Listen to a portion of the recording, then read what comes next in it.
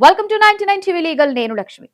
సాధారణంగా మనం సెలూన్ కి వెళ్లి హెయిర్ కట్ చేయించుకుంటే ఓ 2-300 లేదంటే మరీ హై క్లాస్ అయితే 2-3 వేల రూపాయల వరకు ఖర్చు అవుతుంది. అయితే అదే హెయిర్ కట్ విషయంలో జరిగిన ఒక చిన్న పొరపాటు ముంబైలోని ఓ లగ్జరీ హోటల్ కి భారీ జరిమానా రూపంలో ఎదురైన ఘటన దేశవ్యాప్తంగా చర్చనీయాంశమైంది.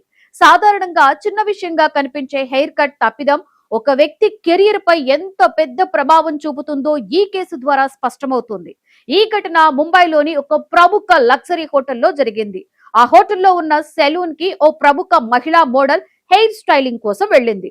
మోడలింగ్ రంగంలో పనిచేసే వ్యక్తులకి వారి రూపం, ముఖ్యంగా హెయిర్ స్టైల్ చాలా ముఖ్యమైనది. ఒక మోడల్ కి ఆమె జుట్టు రూపం కూడా ఆమె కెరియర్ లో భాగంగా ఉంటుంది. ఫోటోషూట్స్, ఫ్యాషన్ షోలు, ప్రకటనలు, ఇంటర్వ్యూలు వంటి అనేక అవకాశాలు వారి లుక్ ఆధారంగానే వస్తుంటాయి. అందుకే మోడలింగ్ రంగంలో ఉన్నవారు తమ హెయిర్ స్టైల్ విషయంలో చాలా జాగ్రత్తగా ఉంటారు. ఆ మోడల్ కూడా తన హెయిర్ కట్ విషయంలో స్పష్టమైన సూచనలు ఇచ్చింది. జుట్టును ఎలా కత్తిరించాలి, ఎంతవరకు ట్రిమ్ చేయాలి అనే విషయాలను ఆమె ముందుగానే స్టైలిష్ కు వివరంగా చెప్పింది. అయితే సెలూన్ లో పనిచేస్తున్న స్టైలిస్ట్ ఆమె ఇచ్చిన సూచనను పట్టించుకోకుండా తనకు అనిపించిన విధంగా జుట్టుని కత్తిరించాడు. ఫలితంగా ఆమె కోరుకున్న హెయిర్ స్టైల్ పూర్తిగా మారిపోయింది.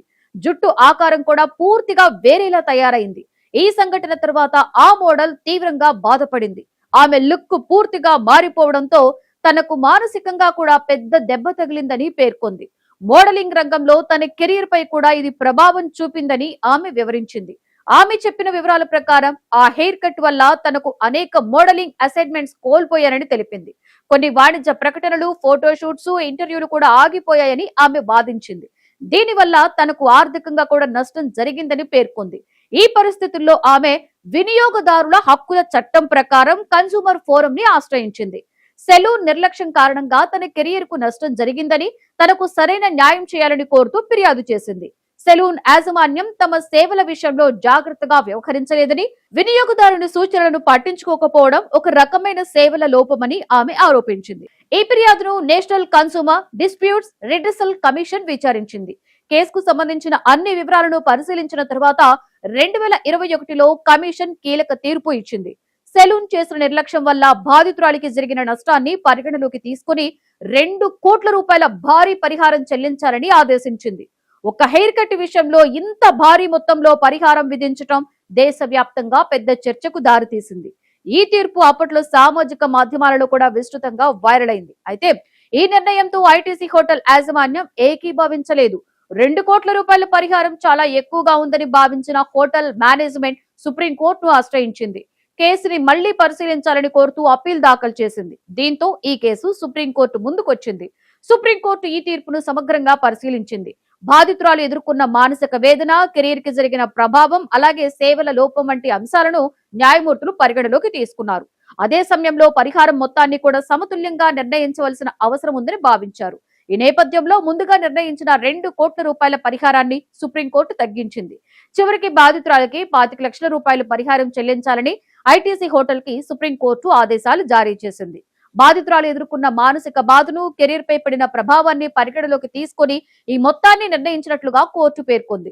ఈ తీర్పు ద్వారా వినియోగదారుల హక్కులు ఎంత ముఖ్యమో మరోసారి స్పష్టమైంది. న్యాయ చరిత్రలో ఒక హెయిర్ కట్ విషయంలో ఇంత భారీ మొత్తంలో పరిహారం విధించడం చాలా అరుదైన విషయమని నిపుణులు చెబుతున్నారు. ఈ కేసు ఒక ముఖ్యమైన సందేశాన్ని కూడా ఇస్తోంది.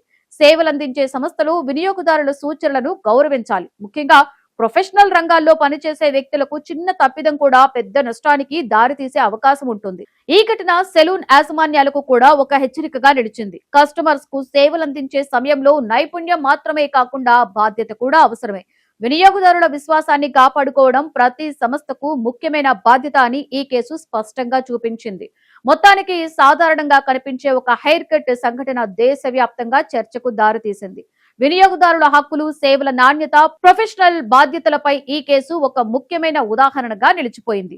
చిన్న పొరపాటు కూడా ఎంత పెద్ద పరిణామాలకు దారితీస్తుందో ఈ ఘటన ద్వారా స్పష్టమైంది.